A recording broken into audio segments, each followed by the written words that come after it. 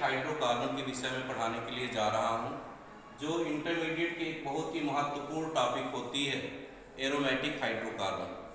Aromatic hydrocarbon की व्याख्या सर्वप्रथम कैलकुले नामक वैज्ञानिक ने की। सर्वप्रथम कैलकुले नामक वैज्ञानिक ने एरोमेटिक हाइड्रोकार्बन की व्याख्या की और उन्होंने बताया कि वे पदार्थ जो सुगंधित होते हैं उन्हें हम सामान्यतः जो है एरोमेटिक हाइड्रोकार्बन के नाम से क्या करते हैं, जानते हैं।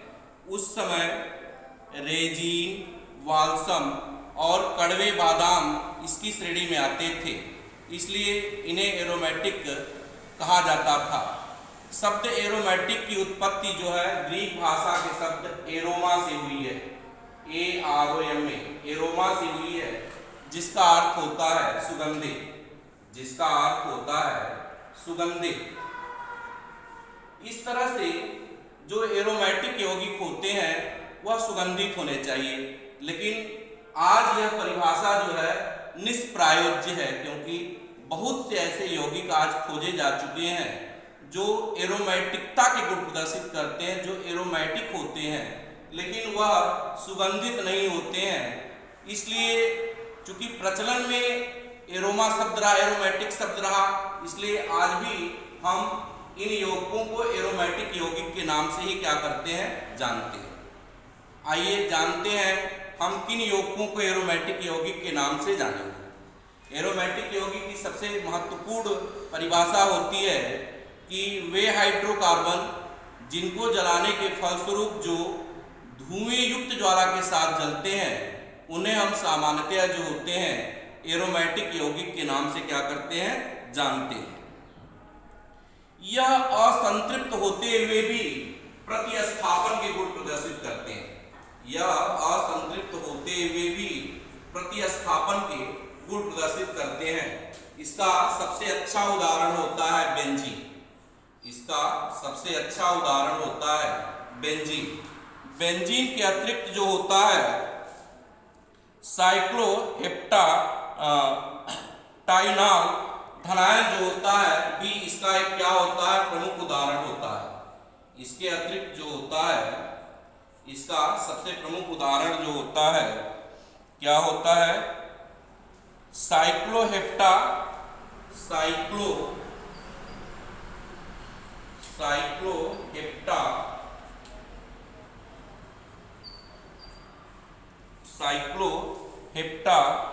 टाइनाइल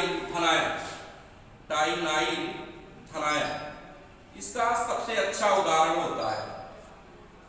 आइए हम सभी लोग जानते हैं कि इन एरोमेटिक यौगिकों को हम कितने वर्गों में वर्गीकृत कर सकते हैं। तो हम एरोमेटिक यौगिकों को मुख्य रूप से जो होते हैं दो वर्गों में हम वर्गीकृत कर सकते हैं।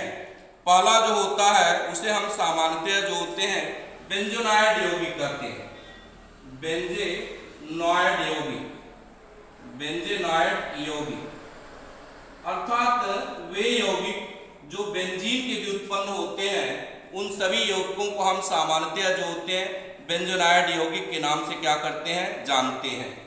और दूसरे होते हैं जिनको हम सामान्यतः जो होते हैं नॉन बेंजोनाइड के नाम से क्या करते हैं, जानते हैं। नॉन बेंजेनॉइड यौगिक दूसरे यौगिक होते हैं जिनको हम सामान्यतः जो होते हैं नॉन बेंजेनॉइड यौगिक के नाम से क्या करते हैं, जानते हैं। तो आइए सबसे पहले हम जानते हैं बेंजेनॉइड यौगिकों के विषय में कि बेंजेनॉइड यौगिक क्या होते हैं। आइए हम सबसे पहले जानते हैं बेंजेनॉइड यौगिक के विषय में कि बेंजेनॉइड यौगिक क्या होते हैं। अर्थात वे सभी यौगिक जो बेंजीन या बेंजीन के समजात होते हैं, ऐसे यौगिकों को हम सामान्यतः जो होते हैं बेंजेनॉइड यौगिक के नाम से क्या करते हैं, जानते हैं। बेंजीन की जो कैलकुले संरचना होती है, बेंजीन की कैलकुले संरचना के हिसाब से बेंजीन में 6 कार्बन होते हैं और 6 हाइड्रोजन होते हैं, और यह अल्टरनेट क्रम में जो होता है द्विबंधों द्वारा जो होते हैं बंधे होते हैं। इस तरह से इसकी जो संरचना होती है वह हेक्सागोनल होती है, खष्टभुजी होती है, और इसमें अल्टरनेट क्रम में जो होते हैं द्विबंधों द्वारा यह क्या होती है, बंधी होती है। यद्यपि बेंजीन की जो कैलकुलेट संरचना होती है वही सही है।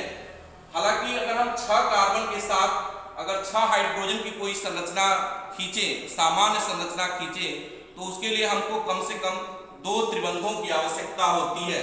जैसे हम यहाँ पर देख सकते हैं C single bond H, single bond H, single bond H, single bond C, triple bond C, single bond C, triple bond C, single bond C, single bond H, single bond H and single bond H।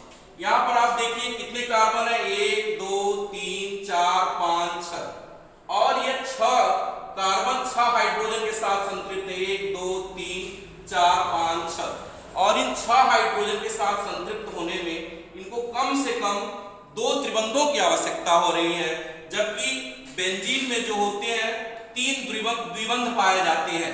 अगर हम द्विबंधों की बात करें तो 3 द्विबंधों के साथ जो है बेंजीन की एक सामान्य संरचना खींचते हैं तो उसमें हमको न्यूनतम 8 हाइड्रोजन परमाणुओं की आवश्यकता होती है।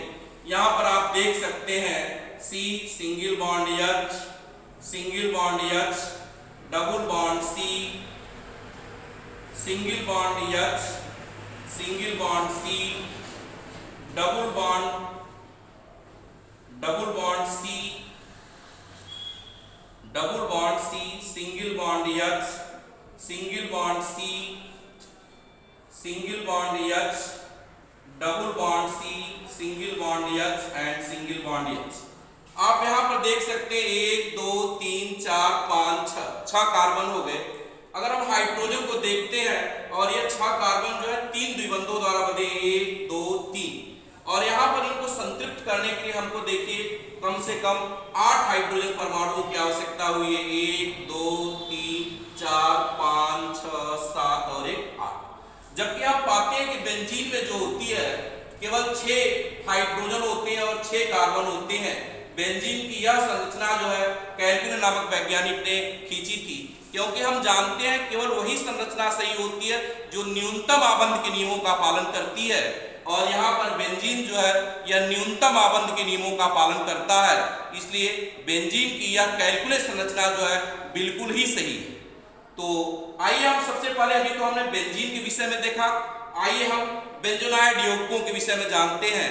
मैंने अभी बताया आप सभी लोगों को कि वे सभी यौगिक जो बेंजीन या उसके समजात होते हैं या बेंजीन के व्युत्पन्न होते हैं, बेंजीन से मिलकर बने होते हैं, ऐसे सभी यौगिकों को हम बेंजोनाइड यौगिक के नाम से क्या करते हैं, जानते हैं। आपकी यह बेंजीन है, बेंजीन के ऊपर अगर क्या हो जाए, Cl जुड़ जाए तो यह क्लोरोबेंजीन हो गई। बेंजीन के ऊपर अगर Cl क्रियात्मक समूह जुड़ जाए तो यह कंपाउंड जो है क्लोरोबेंजीन हो जाएगा। इसी तरह से बेंजीन के ऊपर अगर OH समूह जुड़ जाए, OH क्रियात्मक समूह सिंगल बॉन्ड OH या हाइड्रोक्सी क्रियात्मक समूह जुड़ जाए तो यह कंपाउंड जो है आपका क्या हो जाएगा, फिनॉल हो जाएगा। इसी तरह से बेंजीन है, बेंजीन के ऊपर अगर हम क्या कर दें, CHO समूह जोड़ दें तो यह कंपाउंड जो आपका बेंजल्डिहाइड हो जाएगा, बेंजल्डिहाइड। यह कंपाउंड जो आपका हो जाएगा क्या, बेंजल्डिहाइड हो जाएगा। इसी तरह से यह बेंजीन है, बेंजीन के ऊपर COOH क्रियात्मक समूह या कार्बोक्सिलिक समूह जुड़ जाए तो यह कंपाउंड जो है बेंजोइक एसिड हो जाएगा। यह कंपाउंड जो है बेंजोइक अम्ल कहलाएगा या बेंजोइक एसिड हो जाएगा।